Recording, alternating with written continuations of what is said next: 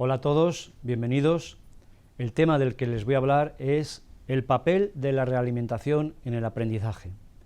Para abordar este tema vamos a seguir el siguiente esquema. Primero explicaremos lo que es la ley del efecto, luego analizaremos cómo influyen las técnicas de control en el aula, cómo influyen los premios en las actividades de aula y cómo influyen la realimentación en el aprendizaje de respuestas y en el aprendizaje de habilidades.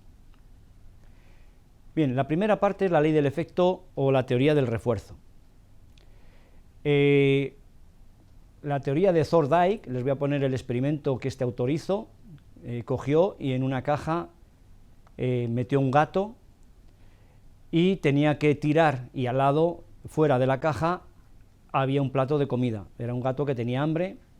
Entonces el objetivo, claro, lógicamente del gato era salir de la caja para poder comer. Thorndike nos describe cómo este gato, digamos, realizaba una serie de conductas que no le permitían salir de la caja, hasta que por casualidad tiró de una cuerda, se abrió la puerta y pudo comer. Bien, a partir de aquí hizo diferentes ensayos del gato, volvió a meter el gato otra vez en la caja y observó cómo, a medida que estos ensayos se iban repitiendo, el gato cada vez emitía menos conductas erróneas, de tal forma que ya al final el gato, cuando era metido en la caja, directamente tiraba de la cuerda, abría la puerta y se ponía a comer.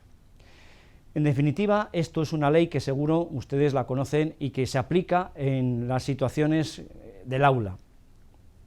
Por lo tanto, en este caso era un premio, la comida refuerza una conducta, pero también lo mismo que refuerza una conducta, en este caso un premio, podemos abordar situaciones de castigo en los cuales se debilita esa conducta. Esto lo demostró Skinner, la teoría de Skinner. A diferencia de la caja de Thorndike, digamos la caja de Skinner metió una rata en una caja en la cual había una palanca y la rata, para poder suministrarse comida, tenía que apretar la palanca.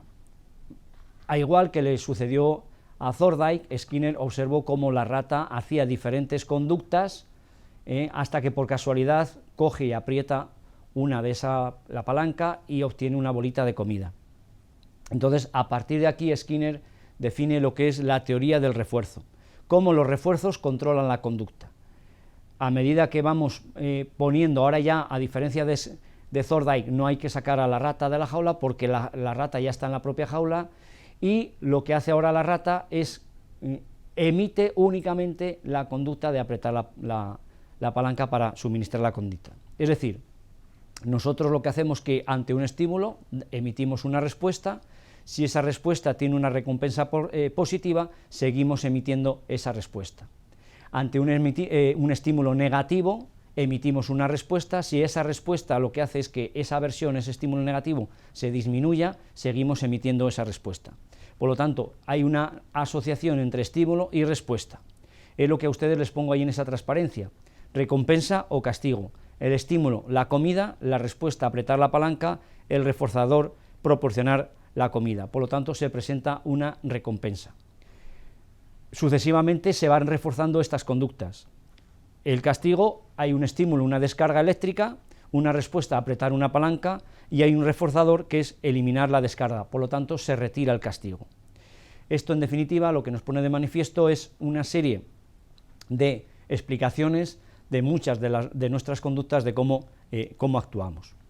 ¿Cómo influye en esto? ¿Cómo lo aplicamos, estas técnicas que les acabo de comentar, en el tema del aula? Bueno, pues podemos decir que el aula es como si fuera la caja de Skinner. En el aula nosotros nos encontramos con alumnos en los cuales nosotros necesitamos que aumentar determinadas conductas y disminuir otras conductas. Queremos que atiendan, queremos que no hablen, queremos aumentar la conducta de atención, queremos disminuir la conducta de hablar en clase. Esto es, en definitiva, lo que tenemos que hacer. Es decir, aplicamos estas leyes de aprendizaje de psicología. Las investigaciones, por ejemplo, nos ponen de manifiesto que muchas de estas situaciones son parecidas a las que hemos visto en los animales, en el gato y en el tema de la rata. Hay unas situaciones importantes que nosotros también tenemos que considerar en el aula. No solo es eliminación de castigos, o no solo es castigo, también no solo es premio, sino que también tenemos otra serie de aspectos que podemos considerar, como son lo que ahí tienen en la diapositiva, los contratos de contingencia. Es decir, nosotros hablamos con los alumnos y establecemos un contrato. Por hacer determinadas actuaciones, usted va a recibir una recompensa. Establecemos un contrato de contingencia. Usted se porta de esta manera, usted recibe esta recompensa. El coste de la respuesta. El alumno, para poder adquirir una recompensa, para que se le dé una recompensa, esa respuesta tiene un coste. Es decir, eso también lo tenemos que dejar claro con el alumno. Usted, si hace esta serie de respuestas, usted al final consigue esa recompensa. El tiempo fuera. El alumno emite una respuesta disruptiva y lo que hacemos es sacarle del aula, es decir, sacarle del contexto en el cual se ha emitido esa respuesta, en un lugar tranquilo, etcétera. Eso es lo que se llama tiempo fuera. Estas técnicas, tanto del contrato de contingencia, del coste de respuesta, como del tiempo fuera, son técnicas mucho más útiles que los castigos, que las reprimendas o las amenazas. Así las investigaciones nos lo han puesto de manifiesto. Bien, en esta situación que hemos comentado antes, aunque en principio toda esta psicología del aprendizaje parte de un paradigma conductista, sí es verdad que las interpretaciones que podemos hacer, en el caso concreto de los alumnos, es tanto una interpretación conductista como una interpretación cognitivista. Pero las investigaciones nos demuestran que son más congruentes con la interpretación cognitiva, con la cognitivista, que con la interpretación conductista. El castigo no es muy eficaz para cambiar permanentemente la conducta. Es decir, si nosotros siguiéramos la tradición conductista, veríamos que eso no tiene efecto, no es así.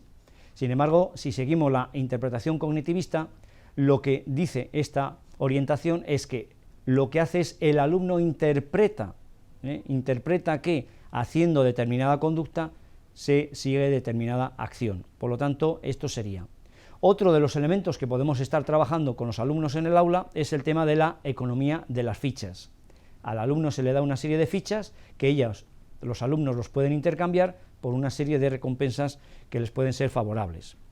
Por lo tanto, es importante que en esta situación lo que queremos dejar y bien claro es que el profesor debe transmitir a los alumnos que comprendan por qué están siendo premiados o por qué están siendo castigados. Ese es el punto de vista cognitivo y no una simple refuerzo o una simple eliminación de castigo, que sería el punto de vista conductista. Las personas, desde el punto de vista cognitivo, cambian su conducta basándose en la interpretación de la situación. Bien, ¿cómo influyen, por lo tanto, los premios en las actividades de clase? Siguiendo estos dos puntos de vista cognitivo y conductual y diferentes efectos. Les voy a poner un ejemplo. Supongamos que estamos en el aula y que decimos a los estudiantes que realicen un dibujo, a los chicos que tenemos que realicen un dibujo. Tenemos varias situaciones. A un grupo realiza un dibujo y les damos un premio. A otro grupo les decimos previamente que les vamos a dar un premio y luego realizan el dibujo. Y a otro grupo no realizan nada. Bien, ahí en la diapositiva es lo que trata de explicar lo que les acabo de comentar. Hay una recompensa esperada, les hemos dicho que les vamos a dar un premio y que tienen que hacer un dibujo. La siguiente es una recompensa inesperada, realizan un dibujo, no les hemos comentado nada y luego les damos una recompensa, les damos un premio. Y la última situación, realizan un dibujo pero no les damos ninguna recompensa. ¿Cuál de estas ustedes creen que es la más efectiva? Efectivamente, la más efectiva es la situación B, es decir, los alumnos hacen un dibujo, no se les dice que se les va a dar un premio y luego se les da un premio. Esa es la situación B. La siguiente en efectividad, por si acaso lo vamos a dejar claro, es la situación C. El dibujo, hacen un dibujo pero no reciben premio. Y la menos operativa, menos eficaz, es la situación A. Les hemos dicho que les dábamos un premio y luego hacían el dibujo.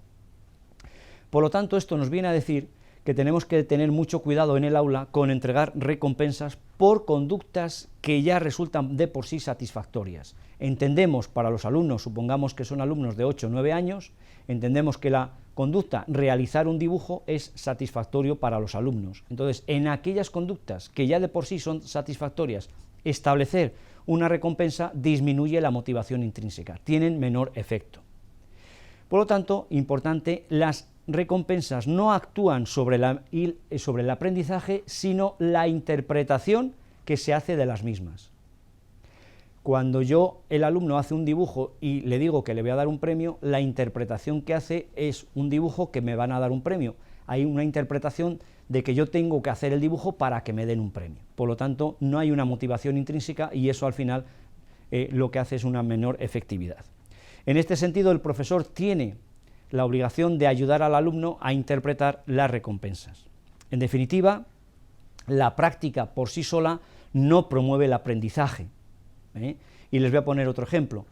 Suponeros que a los alumnos de un aula les hacemos dibujar unas líneas con los ojos cerrados sobre un papel, que dibujen unas líneas de 7 centímetros aproximadamente.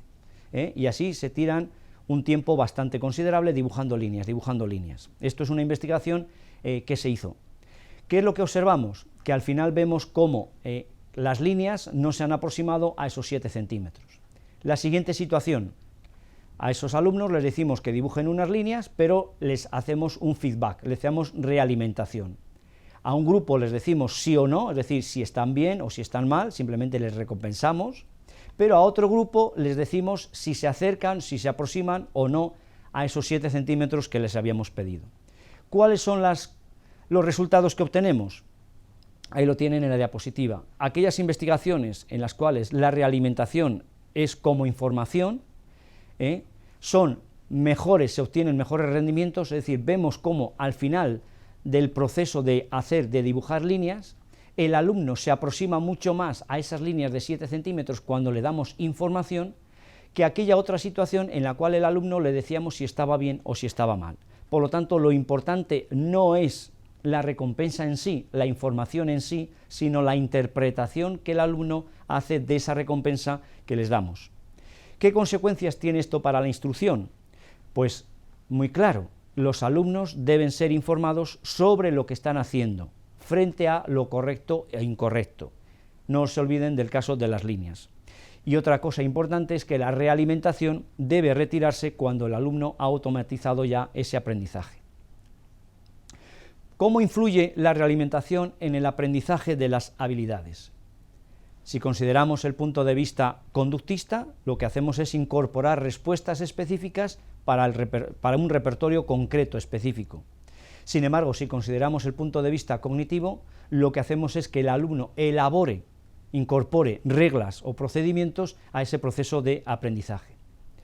Las diferentes investigaciones, que no vamos a detallar ahora aquí por cuestión de tiempo, sí que nos apoyan esta idea cognitivista. Es decir, el apoyo de aprendizaje de habilidades supone la construcción de estrategias generales, consecuencias que tiene para la instrucción y para nuestro desarrollo de la práctica de la enseñanza en el aula. Bueno, pues en primer lugar, si esto es así, tendríamos que desarrollar 3 etapas para desarrollar habilidades cognitivas, en el aprendizaje de habilidades cognitivas.